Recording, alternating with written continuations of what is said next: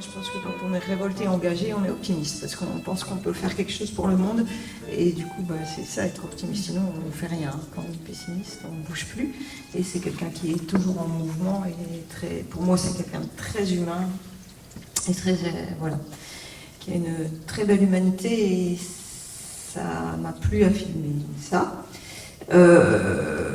Et ce qui m'a plu aussi, en tout cas à la suivre comme ça, c'est de montrer plusieurs facettes d'une personnalité, comme on a tous. Et comme les gens un peu médiatisés, on a tendance à les voir que dans une facette. Là, ça me permettait de montrer un peu, voilà, sur le théâtre, les films de cinéma, autant que Capitaine Marlowe, autant que... Voilà, c'est un peu de sa vie. Ce côté extrême des choses un peu cyniques qui cohabitent avec ce côté extrêmement chaleureux, tu penses qu'elle le vit bien, elle? Alors, cynique, je ne sais pas, je n'aurais pas dit ça. Elle est très réactive, je dirais. Je pense qu'elle ne vit pas trop mal avec elle. Non, je pense que c'est quelqu'un en effet qui peut être très chaleureux. Enfin, moi je la vois que comme ça en fait. mais c'est vrai qu'elle peut avoir un côté plus rude ou plus direct. Voilà. En tout cas, pour nous qui travaillons beaucoup avec les artistes, elle porte bien, surtout les artistes du Nord, cette mentalité des artistes qui partent de rien et qui peuvent aller très loin, mais qui restent quand même très très proches de la réalité et de leur engagement quotidien. Oui, tout à fait. En fait, moi, c'est ce qui m'a marqué, c'est que quelles que soient les situations où je l'ai filmé, la question de son engagement est là. La question, c'est-à-dire, parce qu'en fait, elle se pose beaucoup de questions. Je pense que c'est quelqu'un qui se pose beaucoup de questions. Et comme moi aussi, c'est de ça dont j'ai voulu parler. C'est quelques questions? Marine, on se connaît un peu, on est collègues avec Marine, mais là, en fait, je voulais savoir, j'ai l'impression que tu connaissais Corinne Maziero. Est-ce que c'est facile de faire un film sur quelqu'un qu'on connaît? Est-ce que tu peux tout dire?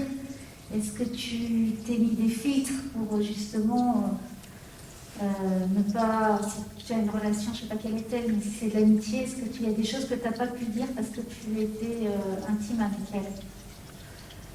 En tout cas, je ne me suis rien interdit. En fait, je me suis posé la question, comme dans tout documentaire, en fait, à chaque fois qu'on fait un documentaire, on engage quand même... On ne filme pas justement, on filme pas des gens qui sont en train de jouer, c'est leur vie. Et donc, si je me suis posé des questions, et j'avoue que ça fait 1 an, je ne me souviens plus très bien, en tout cas pas des choses que j'ai... Non, il y a plutôt des choses que je regrette de ne pas avoir mises, parce que c'était un 52 minutes. Et des séquences qui étaient pour moi très fortes, mais qui ne rentraient pas dans la construction du film en 52 minutes. Et ça, c'est plutôt des questions de montage comme ça. Après, je la connaissais parce que on a tourné ensemble, elle a tourné dans mon premier long métrage. C'est la première personne qui a dit oui à ce premier long métrage. Et quand on est réalisatrice, c'est pas rien. C'est quelqu'un qui a dit oui à 3 ans avant qu'il puisse le faire et qui n'a jamais, avec une fidélité forte. Et voilà, donc j'ai je partais avec cette affection, cette confiance. Et en plus, elle me donnait sa confiance aussi. Donc ça, c'était important, c'est sûr. Après, non, je dirais que plus important que je me sois ou pas interdit des choses, je ne saurais pas dire, j'ai filmé comme j'aurais filmé un autre sujet. Ce qui m'a semblé important, c'est qu'elle ne m'a rien interdit et que la chaîne ne m'a rien interdit. Et ça, pour moi, c'est plus fort, en fait. Que les questions que je me pose à chaque film. Est-ce que je mets ça? Est-ce que je mets ça? Est-ce que je coupe là? Est-ce que je coupe là? Qu'est-ce que finalement je veux faire ressentir? Parce que même quand on fait un documentaire, il y a quelque chose de soi qu'on passe aussi. Ouais, c'est un tournage qui était très, très agréable. Moi j'aime bien, j'ai des films optimistes, parce que je filme des gens qui qui ont quelque chose à dire sur le monde et qui essayent de bouger. Je crois que ça, c'est vraiment la constance de ce que j'essaye de filmer, et elle en fait partie. J'avais, je devais avoir 30 ou 40 heures d'images. Donc, fatalement, dans 52 minutes, je sélectionne des choses. Enfin, quand on filme beaucoup de choses. On filme des choses qui, des fois, on rate le cadre aussi. Non, l'un des choix que j'ai fait, qui était important, qui s'est posé, ça, je le regrette pas, en fait. C'est pas, je disais que je regrettais de ne pas mettre certains passages, mais ça, je regrette pas de ne pas l'avoir mis. Je me suis posé beaucoup de questions. Il y avait tout un passage sur son enfance, son adolescence, etc. Et je me suis posé beaucoup de questions. Est-ce que je le mettais, que je ne le mettais pas? Sachant qu'au moment où je faisais le film, elle était beaucoup en promotion pour Les Invisibles, et elle en parlait beaucoup au bout du compte. Et moi, j'ai eu envie de... Et à la fois, elle n'aime pas tant que ça en parler. Donc, j'avais envie de prendre autre chose que ce qu'on savait d'elle. J'avais envie de montrer plus cette énergie de faire, en fait. Elle a eu un droit de regard après? Pas un droit de regard, je lui ai montré avant qu'il sorte.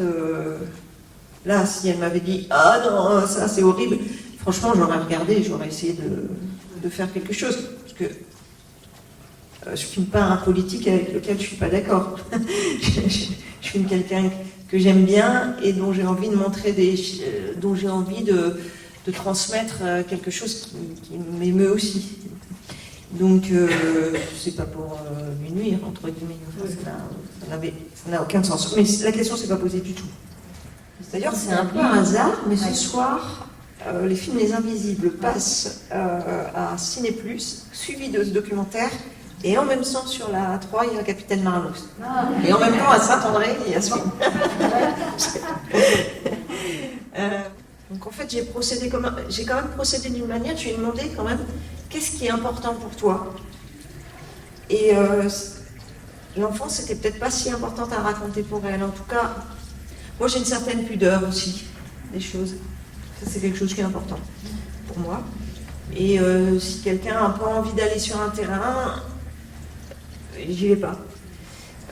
Si je ne sens pas que c'est nécessaire, évidemment. Mais, et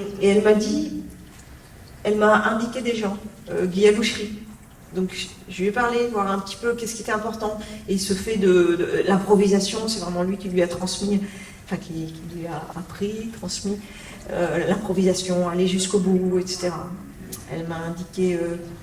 moi j'avais très envie de montrer Adolpha, parce que c'est un spectacle très fort, qui parle d'elle. Et si je ne parle pas de son enfance, je crois que son enfance transparaît à travers d'autres choses, comme Adolpha.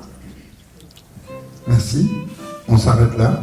On sait qu'on met tous les débats, on les monte un petit peu, et on les met sur notre site internet, donc ici Cassinglio.